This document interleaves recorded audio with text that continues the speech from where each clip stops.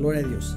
Bueno, como no es novedad, seguimos estudiando Marcos. Yo creo que nos vamos a tardar en Marcos otros 6 meses, yo creo, porque ese Marcos le puso pero de todo a las escrituras. Así que vamos a estar en Marcos 3, del versículo 20 al versículo 30. Hace ratito les decía, asegúrese de agarrar su boletín. Siempre pongo todos los versículos que voy a usar. Y hoy traigo 25 versículos, así que los voy a traer movidos para todos lados. Así que agarra su boletín para que sepa dónde estamos, si no se nos va a perder. Amén. Estamos entonces en Marcos 3, del 20 al 30.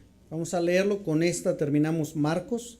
Yo espero que ya Marcos 3, con esta terminamos Marcos 3. Yo espero que el próximo domingo empecemos Marcos 4.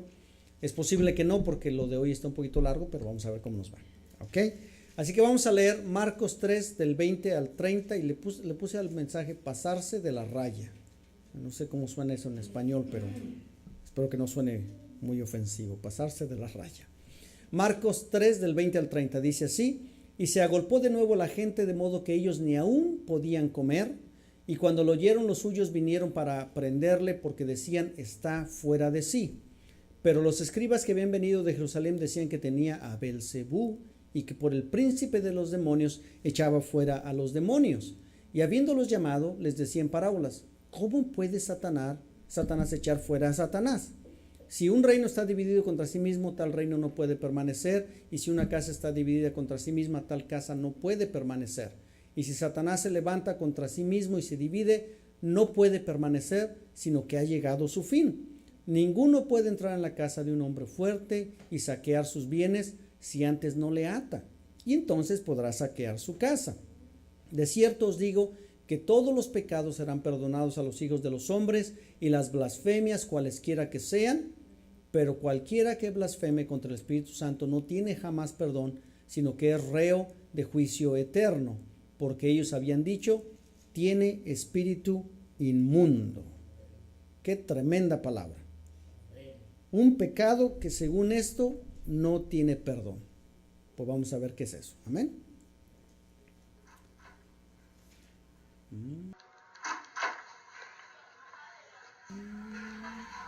¿Qué haces con mi móvil? Es que como no encuentro el mío me estaba llamando. Pero vamos, que no lo oigo. O sea, me lo he debido dejar en otro sitio. Oye, aquí pone que acabo de enviar tu mensaje. Pues no sé, me debo haber equivocado.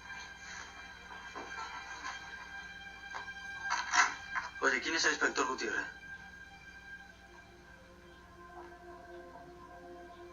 No es nadie. Es para Amelia. Para Amelia. ¿A ti qué te pasa? Me pasa que esta noche le he visto con Noiret llegar en el coche a las 3 de la madrugada. Dime tú qué significa eso. Significa que ya no sabes qué inventar. Que se te está yendo la olla, eso es lo que significa. Marcos, que Amelia hace cosas muy raras. Lo que pasa es que tú no quieres verlo. He hecho como que me olvidaba el móvil en la biblioteca. Y le ha faltado tiempo para... Estás empezando a darme pena. ¿Y si te equivocas? ¿Y si Amelia te está utilizando y por eso es que se acerca a ti? Mira, te lo voy a decir por última vez para que se te meta bien en la cabeza. Amelia no tiene nada que ver con esa gentuza, por mucho que tú te empeñes. ¿Vale? Muy bien. Te pediré perdón humildemente. Es que igual es demasiado tarde para que me pidas perdón. Ya has ido demasiado lejos. Ay, ay, ay, ay, ay. Si usted me llama a las 8 de la noche, ya sabe que no le voy a contestar, estoy viendo la novela. Hay veces que hemos dicho eso. Ya me has hecho demasiadas, ya no te voy a perdonar.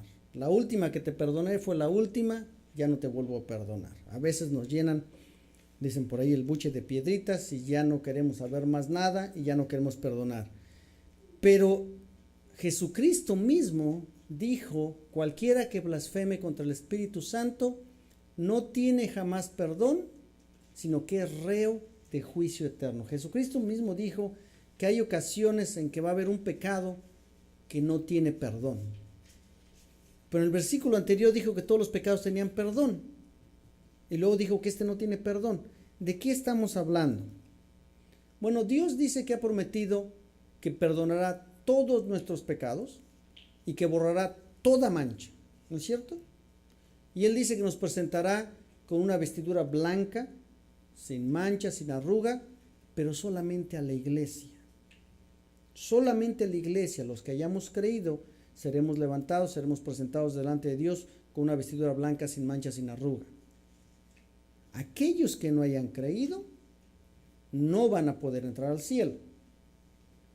Pero, entonces, ¿quién puede ser salvo? ¿Será que todos pueden ser salvos? ¿Será que algunos no pueden ser salvos? ¿Quién realmente puede ser salvo? La declaración de Jesucristo en el pasaje que acabamos de leer es un pasaje que lo encontramos en Mateo y Marcos, y parte del pasaje también lo encontramos en Lucas, y está haciéndose, es un tono de juicio, de sentencia, de condena. Dice, los que blasfemen en contra del Espíritu Santo no serán perdonados y son reos de juicio eterno. Está haciendo una condena inmediatamente ahí. Y entonces es justo que nos preguntemos, entonces, ¿quién puede ser salvo? ¿Qué tal que yo he caído en ese pecado? ¿Qué tal que yo he hecho eso y ya crucé la línea y ya no me van a perdonar? ¿Se ha usted hecho esa pregunta alguna vez? ¿Qué tal que ya se pasó de la raya y Dios dice, pues ya es muy tarde, ya no te voy a perdonar? Vamos a ver las muchas promesas que la Biblia hace de la salvación. Tenemos muchísimos versículos, no voy a ver todos, pero tenemos muchísimos versículos que hablan de la salvación. Juan 1:12, vamos a ver qué dice Juan 1:12. Si no se lo sabe, hermano, le recomiendo que se lo aprenda de memoria. Estos versículos son buenísimos. Mas a todos los que le recibieron, a los que creen en su nombre, les dio potestad de ser hechos hijos de Dios. Cada que usted lea la Biblia y se encuentre una palabra que dice todos, ahí dice más a todos, ¿verdad? La palabra es absoluta, es todos, absolutamente todos. Eso significa que todos están incluidos y que todos los que le reciben y todos los que le creen a Jesucristo son hijos de Dios inmediatamente. Así que de ahí podemos decir que todos pueden ser salvos. Todos tienen la posibilidad. Juan 3 del 14 al 15 dice así: y como Moisés levantó la serpiente en el desierto, así es necesario que el Hijo del Hombre sea levantado, para que todo aquel que en él cree no se pierda, mas tenga vida eterna. Nuevamente, dice que todo aquel que en él cree no se va a perder, sino que va a tener vida eterna. Todos, todo aquel. Juan 5:24, lo voy a traer por todos lados hoy. Juan 5:24. De cierto os digo, el que oye mi palabra y cree en el que me envió, tiene vida eterna, y no vendrá a condenación, mas ha pasado de muerte a vida. Otra vez, el que oye mi palabra, el que cree en el Padre, ya no tiene condenación, ya ha pasado de muerte a vida. ¿Cuándo? Ya ahorita, en el momento que creyó, pasó de muerte a vida, ¿no es cierto? Así que la cosa va bien. Juan 6:35. Jesús les dijo, yo soy el pan de vida, el que a mí viene nunca tendrá hambre, y el que cree en mí no tendrá sed jamás. Así que todo el que cree en él no tendrá sed jamás. Juan 6:40, y esta es la voluntad del que me ha enviado, que todo aquel que ve al Hijo y cree en él, tenga vida eterna, y yo le resucitaré en el día postrero. Y el versículo 47, de cierto os digo, el que cree en mí tiene vida eterna. Así que no hay duda, todos estos versículos y muchos más, porque no voy a pasar por todos, pero hay muchísimos más que nos dan clara cuenta de que todas las personas tienen la posibilidad de ser salvos. La salvación está disponible para todos, absolutamente todos, si tan solo crees en Jesús. Todos estos versículos hablan de creer en Jesús. Si tú crees en Jesús, que Jesús es el Hijo de Dios, que murió, que resucitó al tercer día, que está sentado a la diestra de Dios Padre, tú eres salvo.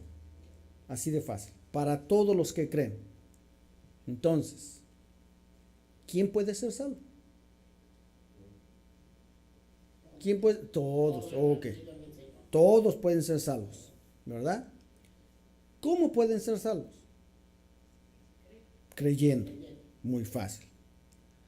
¿Cuándo se cancela mi condenación? Porque antes de que yo creyera en Cristo estaba condenado a hacer pecado, a la muerte, ¿va? ¿Cuándo se cancela la condenación que yo tenía? En el momento que uno cree. Dígalo con confianza, no con ganas, como que sí sabe. ¿Ok? Entonces, si yo creo en Él, ¿qué garantía tengo de que me va a aceptar? De que me va a recibir.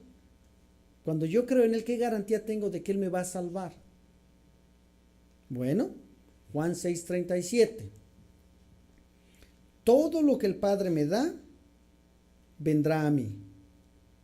Y al que a mí viene, no le echo fuera. ¿Se da cuenta? Entonces la salvación es para todos los que creen, no hay ningún lugar a duda, y todos los que vienen a Jesucristo con fe son aceptados. Él no rechaza a nadie, no le da gozo, no le da gracias a Dios, porque todos tenemos la oportunidad de ser salvos. Todos. Pero entonces, ¿cómo es que hay un pecado que no se perdona? Si todos podemos tener la posibilidad de ser salvos, y yo no puedo heredar el cielo a menos que mis pecados han sido quitados por la sangre del Cordero, ¿cómo es que hay un pecado que no se perdona? ¿Es que habrá alguien que no puede ser salvo? ¿Habrá algún pecado que es tan grande que la sangre de Jesucristo no puede perdonar?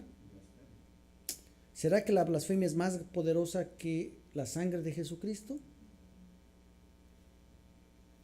Está interesante la pregunta, ¿no es cierto? Pero es lo que dice la Biblia. Yo no me brinqué ningún versículo, ahí vamos paso por paso.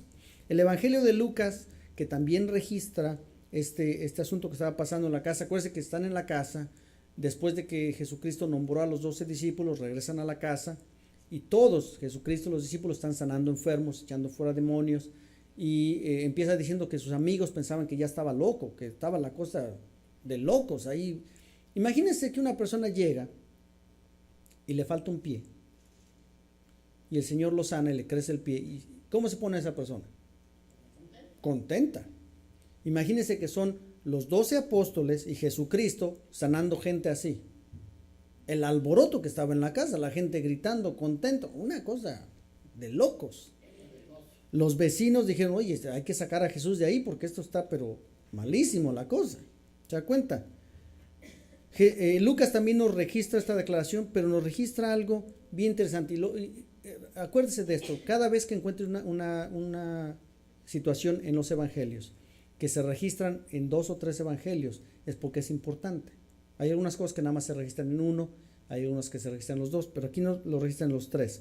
Primero, es interesante que Lucas lo pone, pero no registra que Jesucristo dijo que no se perdonaría el pecado. Es interesante. Lucas simplemente narra que él está sanando a los enfermos, que los fariseos pensaban esto, pero no dice el juicio que emitió Jesucristo. ¿Por qué es interesante? Porque Lucas fue el único escritor de los evangelios que no fue discípulo de Jesucristo. ¿Lucas qué fue? Lucas fue un historiador. Entonces, creemos que él fue inspirado por Dios para escribir lo que escribió. Pero ¿qué hizo él? Él fue y le preguntó a la gente.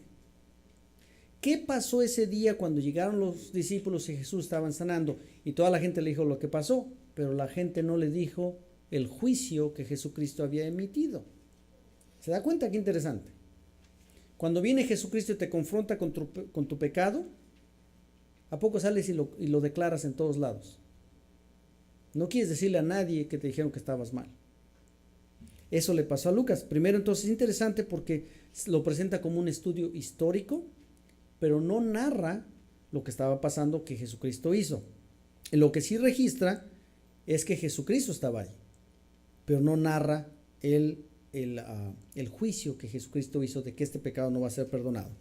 Entonces, aunque obviamente está inspirado por Dios, pero vamos a comparar entre Marcos, Mateo y Lucas, a ver qué dicen entre los tres para tener una mejor idea. Marcos 3, del 20 al 21, no del 20 al 30, pero del 20 al 21, dice: se agolpó de nuevo la gente de modo que ellos aún ni podían comer pan, y cuando oyeron los suyos vinieron para prenderle porque decían, está fuera de sí. Le digo que la cosa estaba como de locos, ellos querían llevarse a Jesús. Mateo 12:22 dice: y entonces fue traído a él un endemoniado ciego y mudo, y le sanó de tal manera que el ciego y mudo veía y hablaba.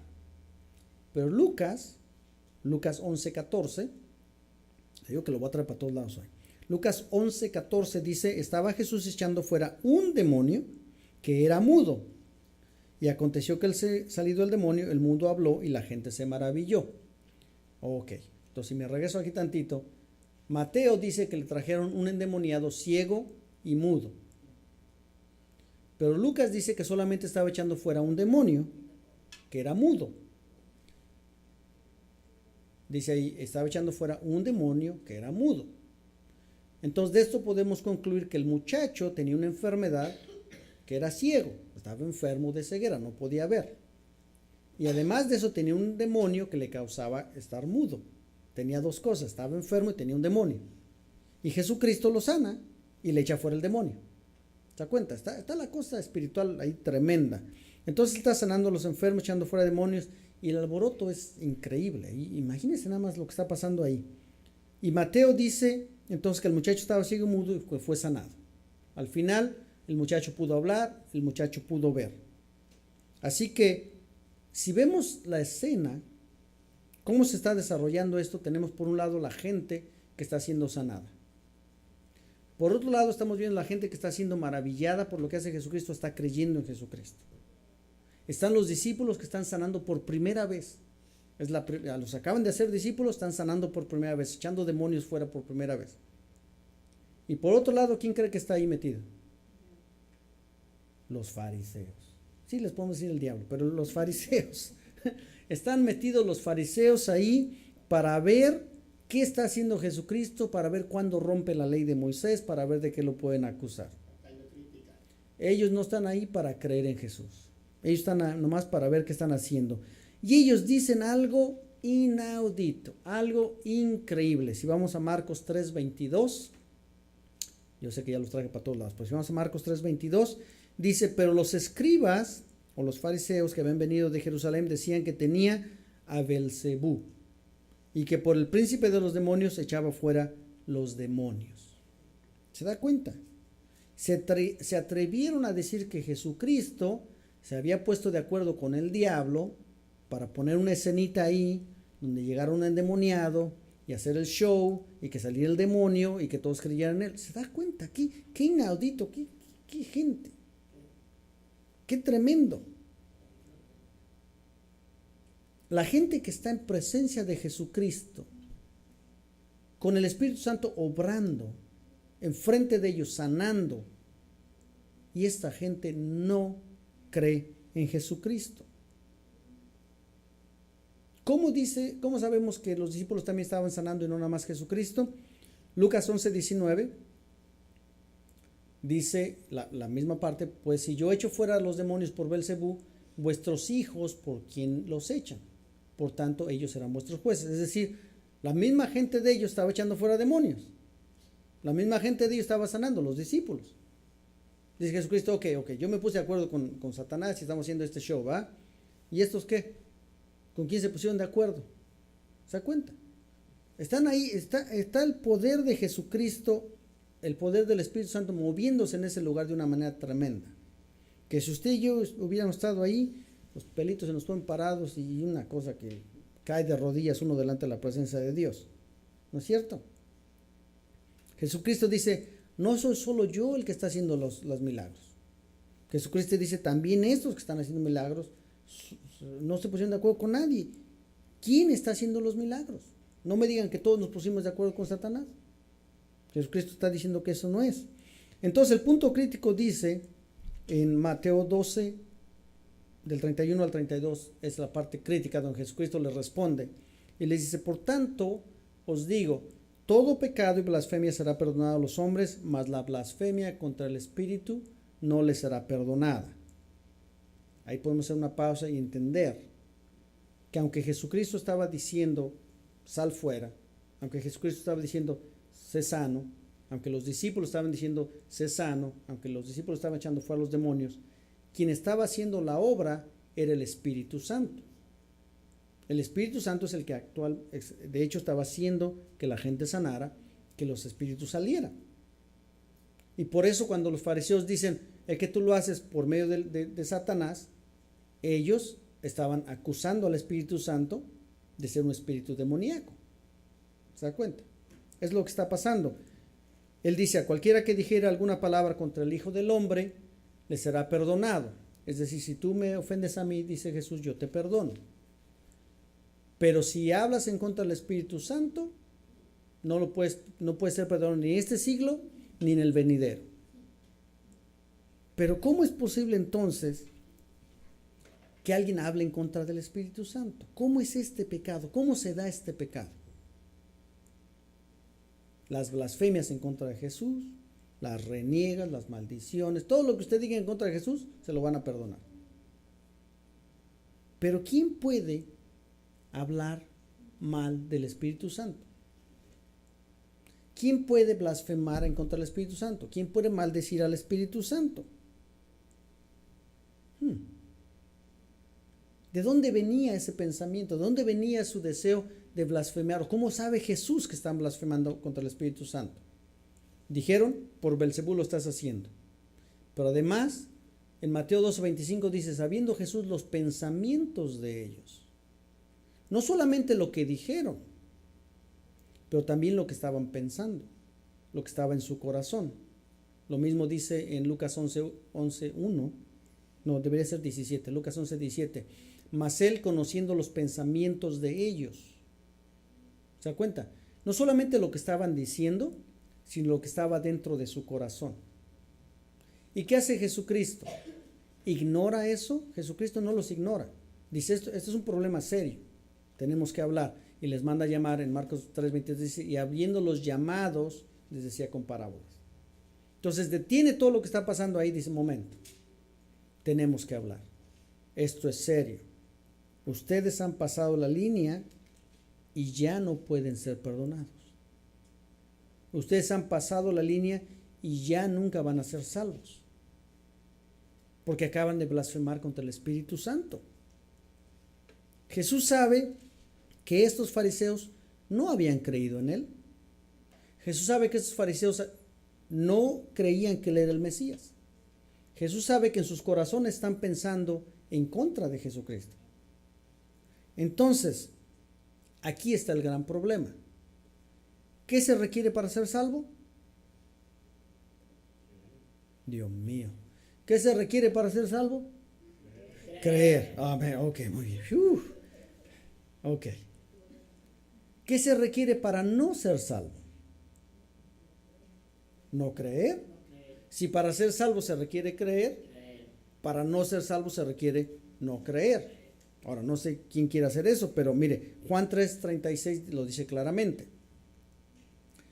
El que cree en el Hijo tiene vida eterna, pero el que rehúsa creer en el Hijo no verá la vida, sino que la ira de Dios está sobre él. Ahora, aquí la palabra clave es rehusar. El que rehúsa creer. ¿Qué quiere decir rehusar? El que rechaza. El que con toda conciencia dice no quiero. Imagínese que usted salió de vacaciones y no esperaba que esta primavera estuviera tan fría, y cuando regresa a su casa, uno de los tubos del agua se rompió por el hielo y encuentra ahí un charquito de agua, una cosa de agua bárbara, y cuando usted va llegando a su casa, un contratista le toca la puerta y le dice, oiga, me di cuenta que tiene un problema ahí con el agua, le gustaría que se lo arreglara, se lo arreglo rapidito, no le cobro mucho. Y usted conscientemente ve, mire, ¿cuál es el problema? Pues ahí está el tubo roto, ahí está la gotera, está saliendo todo. Y usted conscientemente le dice al hombre, no, gracias, no lo necesito. ¿Tiene sentido? Está usted rechazando la ayuda. Eso es justamente lo que le pasó a estos fariseos. Ellos estaban en presencia de Dios. El Espíritu Santo les había revelado que Jesucristo era el Hijo de Dios, el Mesías. La venda de sus ojos se les había caído. Ellos sabían claramente que Jesucristo era el Hijo de Dios y voluntariamente, conscientemente, rechazaron a Jesús. Esa es la blasfemia contra el Espíritu Santo. Ellos solitos se condenaron. Juan 3:18 dice, el que en él cree no es condenado, pero el que no cree ya ha sido condenado porque no ha creído en el nombre del unigénito Hijo de Dios. Ahora, este pasaje tenemos que entenderlo claramente. No dice el que no cree porque no ha escuchado la palabra de Dios. No dice el que no cree porque el evangelio no le ha llegado a él. No dice el que no cree porque no sabe nada de Dios.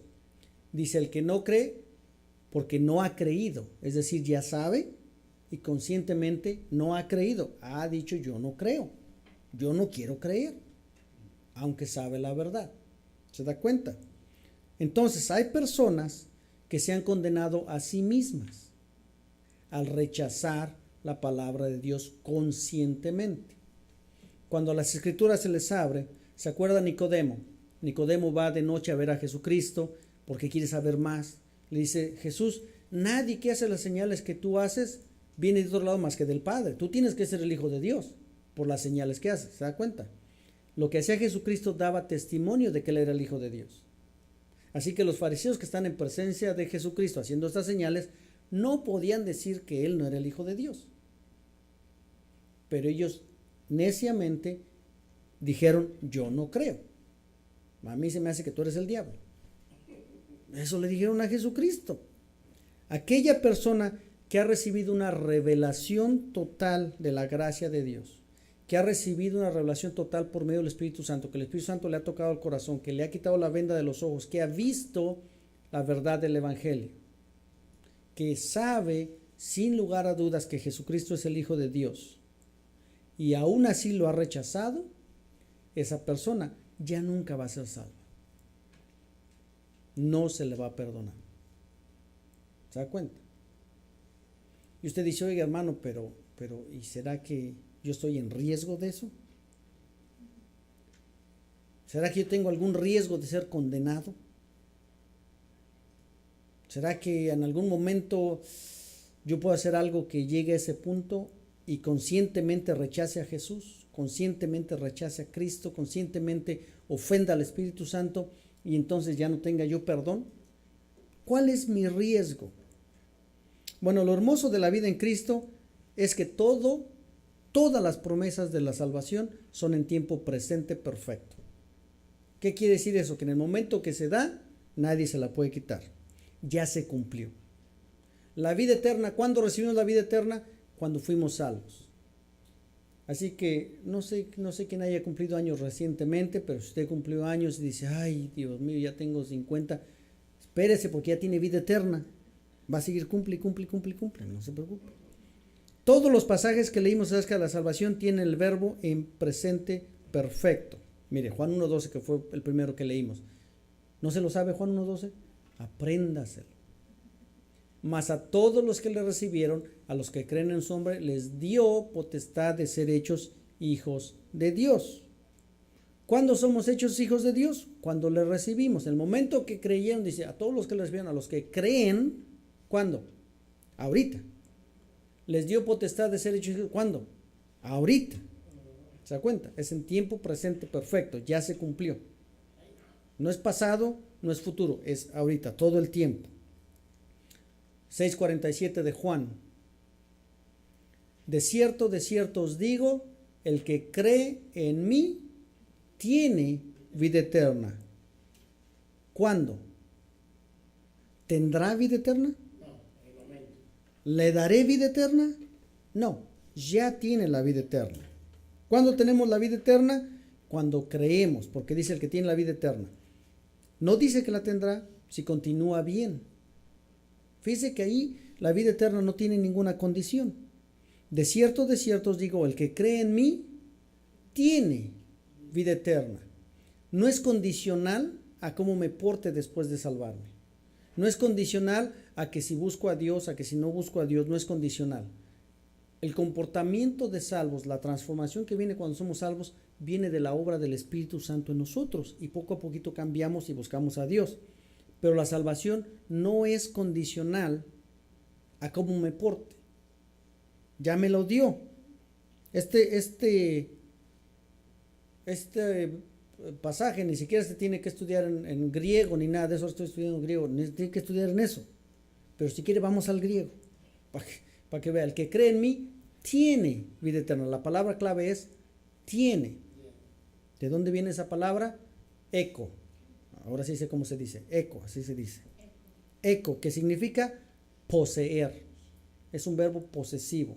Tiene, ya posee, es mía. La vida eterna ha sido dada y es mía. Yo la poseo. Y no es condicional a nada. Una vez que usted y yo creemos, poseemos. Somos dueños de la vida eterna. Oiga, pero después pequé. Bueno, pues pídale perdón. Él dice que Él es fiel y justo para perdonar nuestros pecados. Oiga, pero ¿qué tal que pequé de más? ¿Qué tal que de verdad pequé, pero pequé? Una cosa que, oiga, qué pecado. Sí, pero pequé, de veras. No, usted no sabe. Me enlodé, pero una cosa bárbara. Después de que usted creyó en Cristo, sí, mi hermano. Ya había yo creído y yo todavía creo en Dios, pero porque la carne es débil, hermano. Y pequé. ¿Y qué dice la Biblia acerca de eso? Romanos 8:1. No se le olvide. ¿Qué dice Romanos 8:1? Si no se lo sabe, apréndaselo, por favor. Ahora pues ninguna condenación hay para los que están en Cristo Jesús. Ya que estamos en Cristo Jesús, usted pecó, sí. ¿Su relación con Cristo Jesús se dañó? Sí. ¿Tiene que pedirle perdón a Cristo? Sí, tiene que pedirle perdón. Pero no hay condenación. Usted nunca va a perder la salvación. Usted no puede ser condenado por su pecado. Porque es Romanos 8:1. Dice, ahora pues ninguna condenación hay para los que están en Cristo Jesús. ¿Se da cuenta qué bonito? ¿Qué seguridad? No hay condenación. Oiga, pero ¿y qué tal que blasfemé en contra del Espíritu? ¿Qué tal que mi pecado fue blasfemar en contra del Espíritu? Después de que usted creyó en Cristo, sí, mi hermano.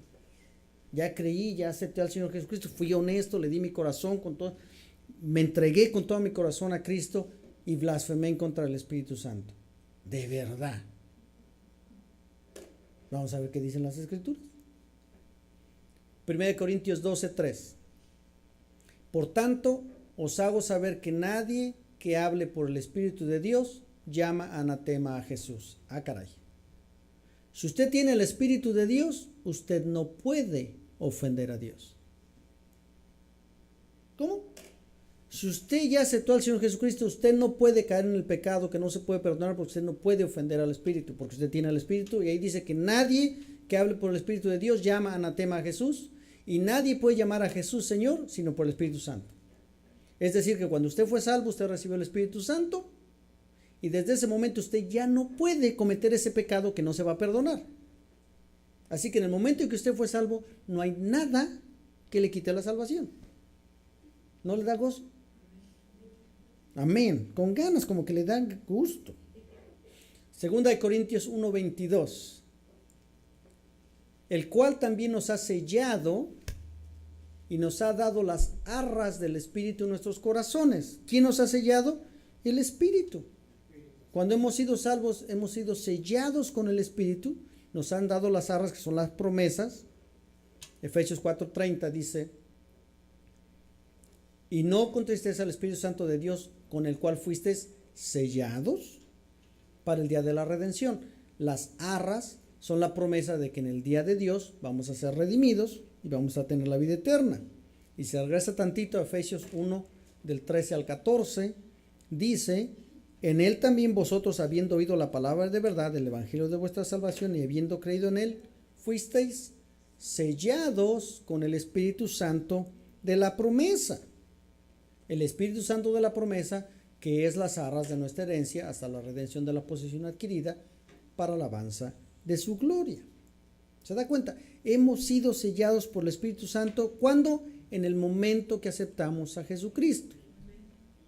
Y la palabra dice que todo que habla por el Espíritu no puede llamar anatema a Jesús. Así que nosotros no podemos cometer ese pecado. No es posible porque tenemos al Espíritu Santo. ¿Se da cuenta? El Espíritu ya mora en nosotros y no podemos maldecir a Dios con nuestro corazón, porque el Espíritu Santo está ahí y lo impide. No se puede. Así que usted no puede cometer ningún pecado que no vaya a ser perdonado, a menos que usted no sea salvo. ¿Se da cuenta? Vamos a concluir, mi hermano, porque ya le grité mucho hoy. ¿Cuál es nuestra conclusión entonces? Que todo aquel que ha creído en el nombre de Jesús, todo aquel que ha confesado que Jesucristo es Dios, todo aquel que cree que Jesucristo murió, fue sepultado, fue resucitado, es salvo. Punto. Todo aquel que ha llegado al Padre por medio de Jesucristo ya es salvo de la condenación eterna. ¿Cómo dijo Dani? Ahí, muy bien. No hay condenación para los que están en Cristo Jesús. Por lo tanto, la salvación se ofrece a todos para que todos que vengan al conocimiento de la palabra de Dios, todos tengan la oportunidad de ser salvos. ¿Se da cuenta? El Espíritu Santo ha venido a morar en nosotros cuando y desde que aceptamos al Señor Jesucristo. En el momento que usted dijo, sí Señor, yo creo en ti, en ese momento el Espíritu Santo vino a su vida. En ese momento sus pecados fueron perdonados completamente. En ese momento usted obtuvo la salvación. Usted es dueño de la salvación. Usted es salvo y usted ya tiene el Espíritu Santo morando en usted. Y usted no puede ofender al Espíritu Santo y usted no puede perder la salvación. Amén. Solo los que no han aceptado al Señor Jesucristo, solamente los que aún no han creído en Él, son los que están en riesgo de cometer ese pecado. Solamente ellos pueden llegar a maldecir al Espíritu Santo y solamente ellos pueden llegar a perder la oportunidad de ser salvos. ¿Qué nos toca a nosotros? Si usted ya ha sido salvo, si usted ya ha aceptado al Señor Jesucristo, si usted ya no tiene condenación, si el Espíritu Santo mora en usted, vayamos corriendo a detener a aquellos que algún día pueden perder la oportunidad de ser salvos. Vayamos a llevar el Evangelio antes de que sea demasiado tarde y que ya no puedan creer. Solamente aquellos que deliberadamente rechazan a Jesús van a perder la oportunidad de ser salvos. Tenemos que llevarles el Evangelio antes de que ellos lleguen a ese punto. ¿Se da cuenta?